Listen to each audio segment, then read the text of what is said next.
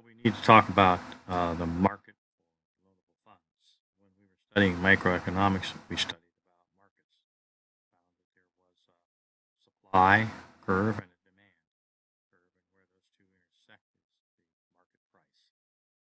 Now we're in macroeconomics, and one of the things that comes up in macroeconomics is the market for loanable funds. So, what is this market? It includes those who want to save funds, and they supply then funds, and those who want to borrow those funds to make an investment. Okay, so on an individual level, households look to borrow funds to buy a car or to buy a house, other things, and also households want to save money. They put it into savings accounts in the bank, or they buy certificates of deposit.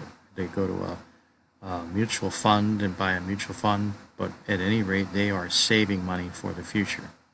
So then there are people who want to borrow, there are people who want to save.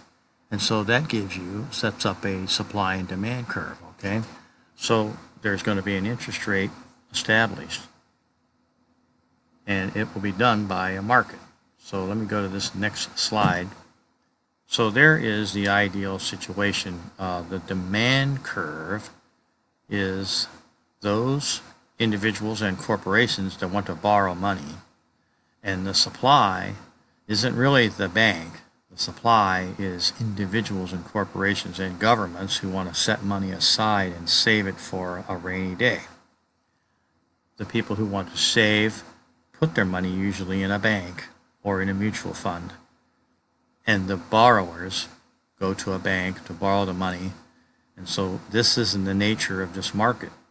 And the people who want to borrow it, the largest portion of them are companies that want to make an investment. They either want to buy a building or they want to buy equipment to improve their operation, to lower their cost. And so they come to banks to borrow. Okay? So that is how the market would work. Now, there are things the government does that can influence that market. For example, saving incentives. They can make a portion of your interest tax deductible. If they did that, more people would save money, and that would move the supply curve for the money, the loanable funds, to an increase like this, the red line, and that would lower the interest rate. So the example that's being given here is a change in tax laws gives the Americans an encouragement to save money.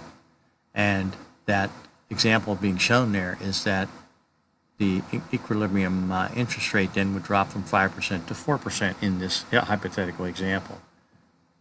All right, other things that could change the dynamics of the market, the loanable funds market, is there could be an investment tax credit. And this happens a lot. There are times when government passes a law to increase an investment tax credit. They are trying to encourage companies to be more productive so that they can improve the outcome of the macroeconomy. And so they offer tax incentives to companies to make investments. And when they do that, it increases the demand curve for loanable funds, and it drives interest rates up.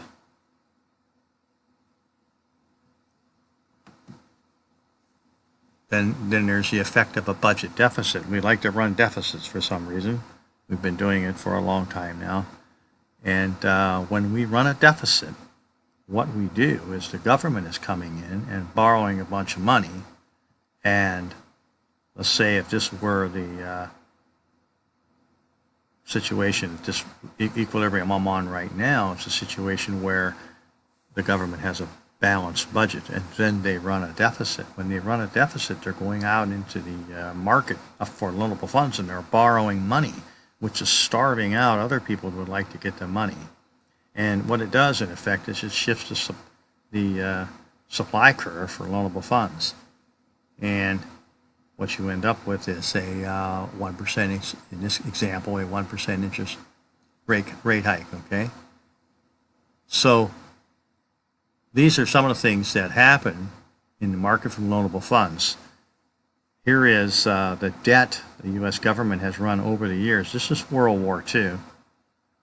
We borrowed a whole bunch of money back in World War II to fund the war. And since then, we've had it down a little bit. And then we had a Vietnam War, and we're up again with a lot of debt. But you'll see politicians arguing about trying to do something about the debt. Others feel that the debt's not out of control, and the arguments go on and on. But the bottom line is, the more the government is borrowing, the higher the interest rates will be for everyone else that's trying to borrow. So it does have an impact on companies' abilities to borrow money to make productivity improvements, to make the economy run a little better, to grow the economy. Okay, if you have any questions on this, please let me know. Thanks.